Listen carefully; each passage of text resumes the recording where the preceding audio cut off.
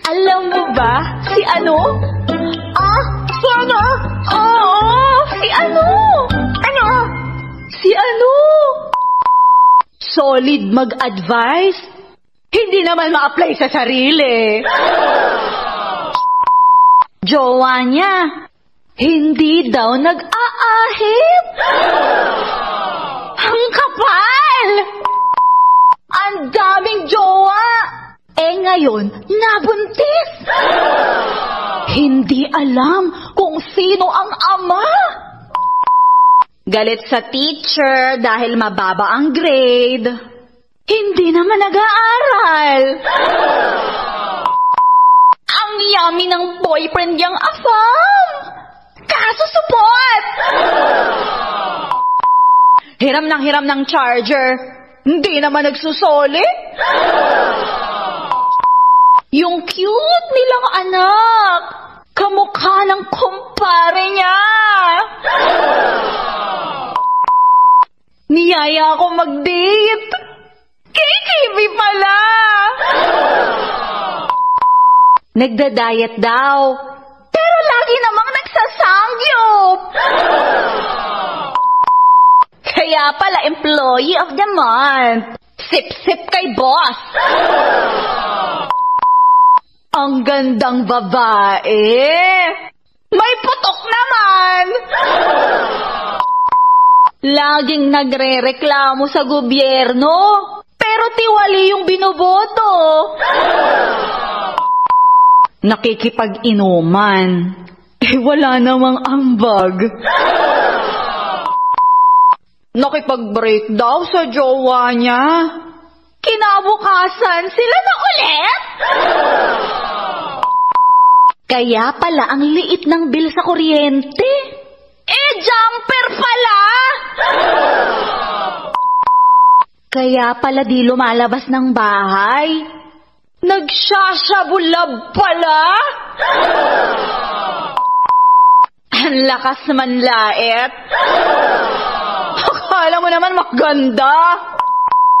Naglalasing-lasingan. Gusto lang palang makaisa.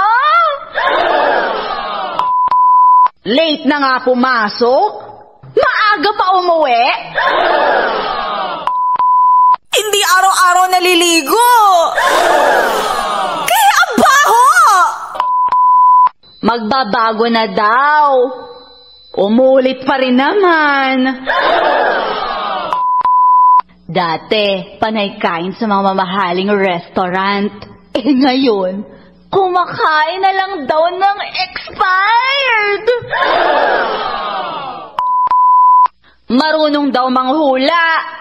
Yung buhay naman pariwara. Kumukuha ng supply sa office para sa project ng anak niya. Order ng order online. Pero di naman nag-iiwan ng pambayad. Overtime ng overtime sa office. Cellphone lang naman ang cellphone. Magre-resign na daw. Diba? 3 years ago pa niya sinasabi yun. Anong pecha na? May malaking business daw. Scammer pala! May kumakalat na skandal? At ang twist, siya rin yung nag-share. Senior na, nagjowa pa ng menor de edad. Naka-sick leave daw. Pero nag-travel. Linggo-linggo nagsisimba. Pero demonyo naman. Study first daw. Ba't nabuntis agad? Hindi nagtututbrush. Kaya pala ang baho ng hininga. Ang toxic daw ng ka-office mate. Siya yung toxic, diba? Late na nga pumasok. Maaga pa umuwi. May utang pa sa akin.